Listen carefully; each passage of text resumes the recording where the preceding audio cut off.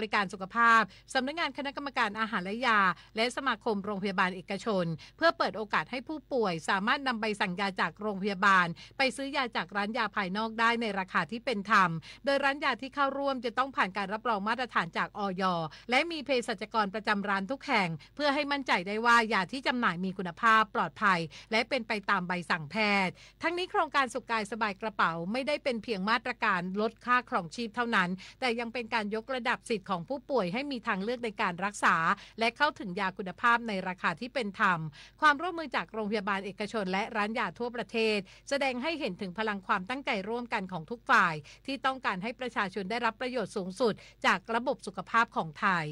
ยยศพร อัครไกรศรีสวท.ตรังรายงานจบข่าวพิญญรุ่งสมัยอ่านรับฟังข่าวครั้งต่อไปเวลา 15:00 น.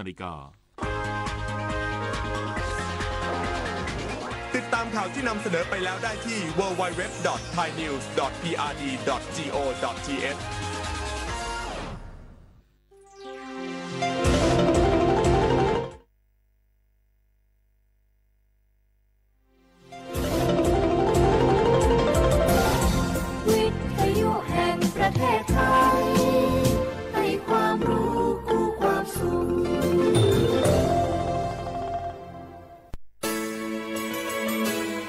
สถานีวิทยุกระจายเสียงแห่งประเทศไทยจังหวัดเชียงใหม่ AM 1476 กิโลเฮิรตซ์สถานีวิทยุภาคภาษาชาติพันธุ์แห่งเดียวในประเทศไทยที่มีความทันสมัยเชื่อถือได้สร้างอัตลักษณ์กลุ่มชาติพันธุ์สู่สากล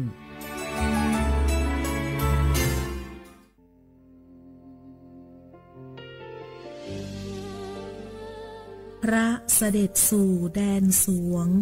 ไทยทั้งปวงน้อมสำนึกในพระมหากรุณาธิคุณตราบนิรันดร์ข้าพระพุทธเจ้าข้าราชการและเจ้าหน้าที่สถานีวิทยุกระจายเสียงแห่งประเทศไทยจังหวัดเชียงใหม่กรมประชาสัมพันธ์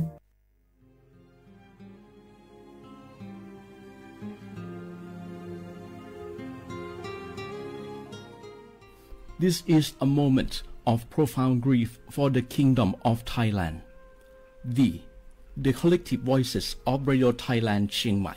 join the Thai nation in mourning the passing of our beloved Queen Martha, Her Majesty Queen Sirikit. Her life was a testament to the unwavering service, grace, and deep love for the Thai people. Our humble condolences and thoughts are with His Majesty the King,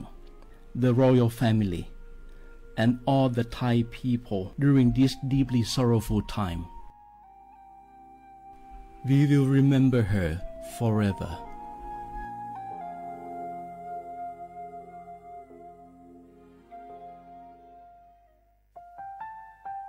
วานูลิซูชิแท้มีคนแนวจามาอามุสานีมาอาคือทิลิซาโงวานูวัตซึมาอาคือเฟมากูวัตวมาทิลิชิควาลิปุดูแท้มีคนแนวจามาวานูลิซูชิซาควาซาโวอามาคือตาโคเลเลทิลินีมาจาจานีมาทิลิซาจาโง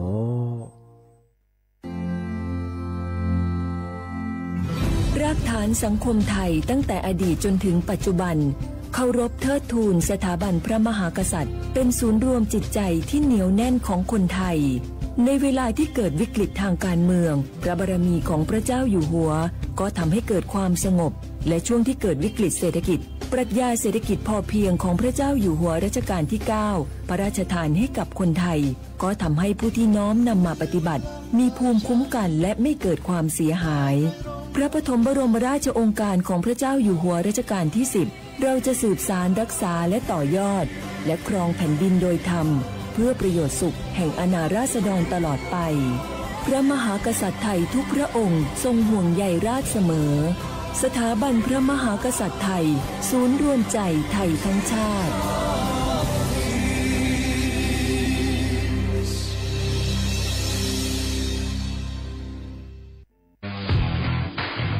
รัฐบาลไทยประกาศสงครามสแกมเมอร์รัฐบาลจึงได้ประกาศสงครามกับสแกมเมอร์ในฐานะที่สแกมเมอร์เป็นวาระแห่งชาติและในวันนี้ผมก็ได้ใช้โอกาสนี้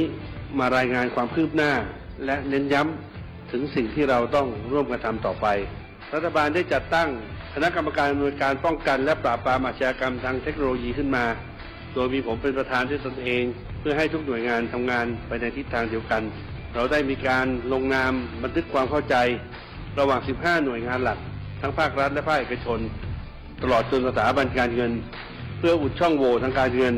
และตัดเส้นทางเงินของกระบวนการอาชญากรรมเหล่านี้ให้สิ้นซากรวมพลังคนไทยต้านภัยสแปมเมอร์นายอนุทิน ชาญวีรกูลนายกรัฐมนตรี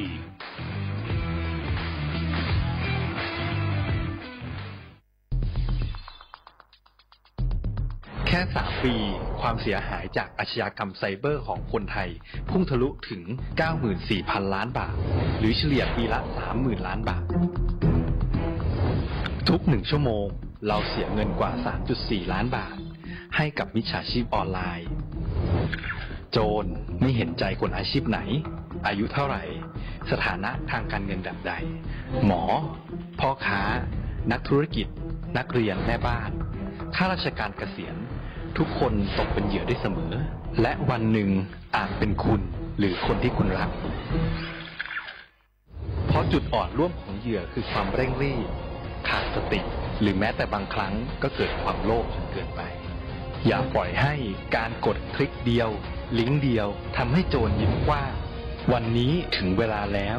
ที่คนไทยทุกคนจะต้องร่วมมือกันสร้างภูมิคุ้มกันอาชญากรรมไซเบอร์ช่วยกันหยุดก่อนที่ภัยไซเบอร์จะทำให้คนที่คุณรักและตัวคุณเองกลายเป็นเหยื่อ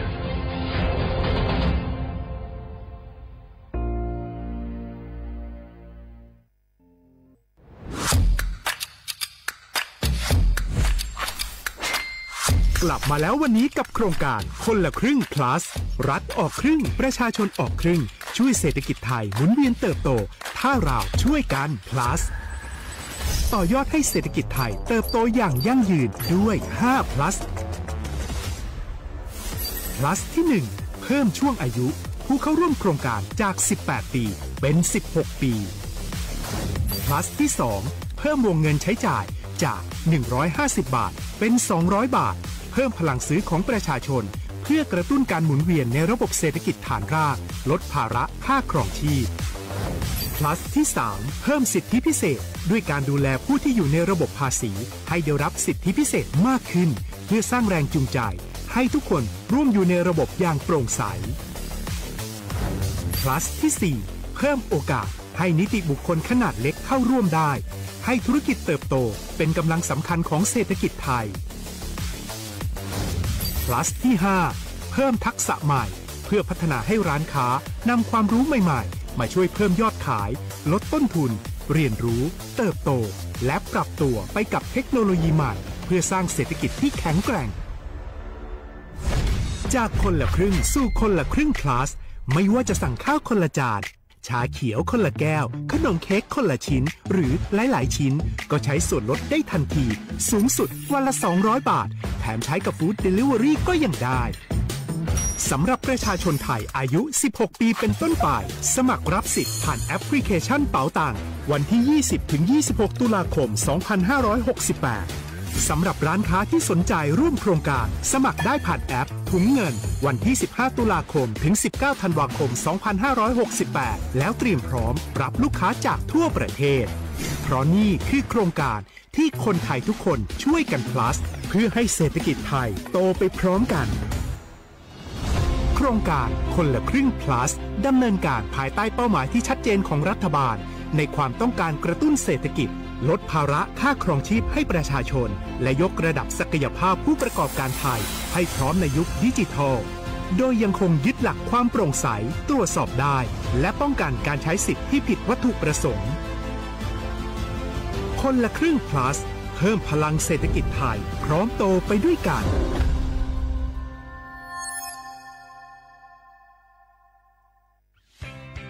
เส้นทางสายหมอกที่สวยที่สุดในเมืองแพร่กำลังรอทุกคนไปวิ่งด้วยกันครับทุกก้าวของคุณคือพลังของลมหายใจชวนเพื่อนชวนครอบครัวมาวิ่งฝ่าสายหมอกเพื่อโรงพยาบาลแพร่ในวันอาทิตย์ที่ 7 ธันวาคม 2568 บริเวณลานกิจกรรมหลังวัดพระธาตุช่อแฮ มาร่วมกันส่งต่อพลังแห่งความดีเพราะทุกก้าวของคุณช่วยต่อชีวิตให้กับผู้ป่วยในโรงพยาบาลแพร่สมัครได้เลยวันนี้แล้วไปวิ่งด้วยกันในวันอาทิตย์ที่ 7 ธันวาคม 2568 พบกันบริเวณลานกิจกรรมหลังวัดพระธาตุช่อแฮนะครับ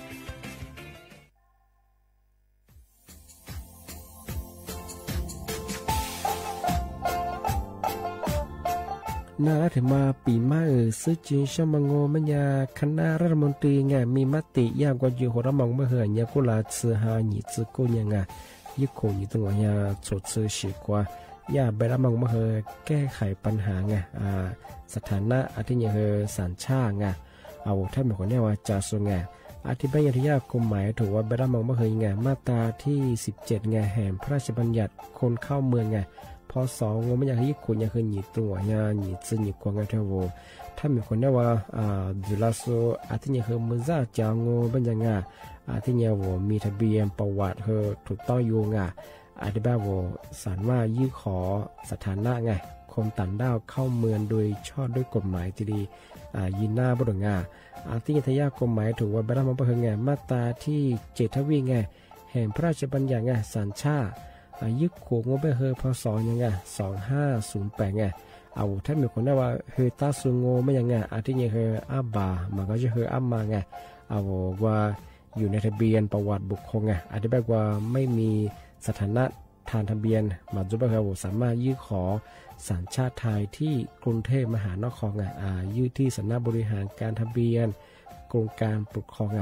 อธิบายเราส่วนต่างจังหวัดจะจุบเฮอว่ายื่นต่อในอำเภอตานภูมิลำเนาไงปีขวานวแล้วก็จะบอกว่าอำเภอยี่ที่ยื้อชองไงยื้อเวลางูมันยาว่าเวลาใช้กันยาขนาดถี่เนี่ยควานยี่นวันยังสิงะอดีตเฮนี่มีกับพวกควานยี่ที่น่าเหียโชฮายี่จื้อกูยังไงยุคโขยี่จังหวะเหียโชจื้อกูกว่าเสือทีนี้ยื้อชองง่าทำมาปีมาซึ่งจีเช่าว่าชาวข้าได้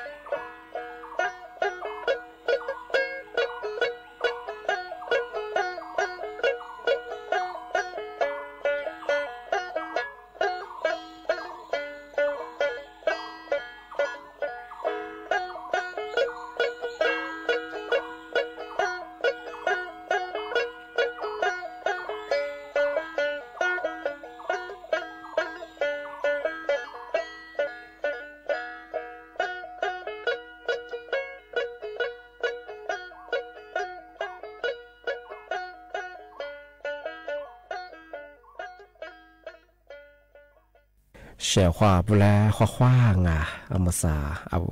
ลิซุงโงโดดเสตว่าเป็นลาวเอาลิซุงโงปากกากุงโงมัญญาธาจิ้มหมายสถานีวิทยุกระจายเสียงแห่งประเทศไทยจังหวัดเชียงใหม่ว่าโดจะ ในไปเหอโฉมมุขวานีเจโมติขวาโดที่โมลองปัญญานีมุขวานีสามโมติขวาด้วยที่ยมันยีขวาโดจะนาที่ยขวานีนาเนี่ยสง่าเอาวิทยุว่ามือจะมังมันยังเฮยี่ระบบยา AM ยี่ครึ่งความถี่งบเฮที่ตัวลี่ฮาฉีดโชว์กว่าโจญาดอลลาร์อาทิตย์ทาวระบบไลฟ์สู่เฮจงาฟิสบุยเพงงบเฮสวทเชียงใหม่ AM 1476กิโลวัตต์ทะเลบูญาเฮเอทิเลดอลลาร์งงานิเมที่ยิงโงปัญญาหาวลิซูอาบางอย่างคือสิหาสุดโฉนี่นี่มีที่มาคืออาหมูนี่ยี่โคนี่ตัวนี่จังหวะโคง่าเอาไทยอาบางอย่างคือกูหาสินี่นี่มีที่มาคือวันอาทิตย์ไงที่7 เดือนกันยายนพศบคือ2568ที่คมมาก็งาเอาเฉพาะว่าถ้าวิธียุให้นาจะโซงาไลสวัสดิ์สุดคือข้อความงงามาดีตัวเจนนาจะเบิ่งงาทักไทยฟราจง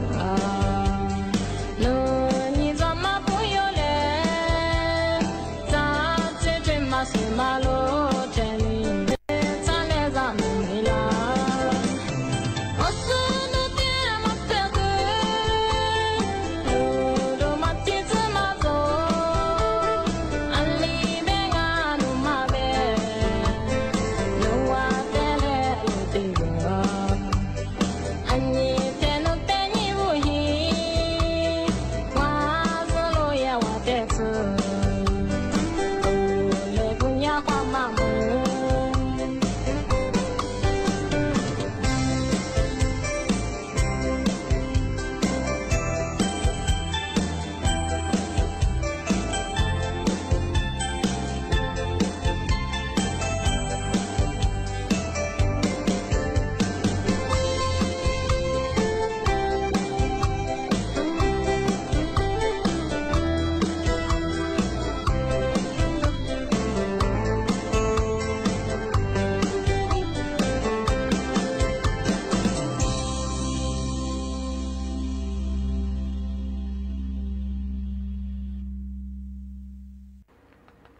小伙伴，他妈的，像我们家老耍，小伙伴，做怕别们家老耍在过后，人老耍们家嘛怕别人家嘛比人嘛生哎，老耍怕别人家嘛和哦，老耍别人，特别别老耍米说呢，哦，老耍的们家，然后咱也需要发了，一直没别过后发了别人，这个俺们的是小伙伴，老耍米说叫过家老耍说个怎么背嘛，说怎么啊，特别别没的干哎嘛，我兄弟都别哦，特别嘛。老耍那屋去哎，老耍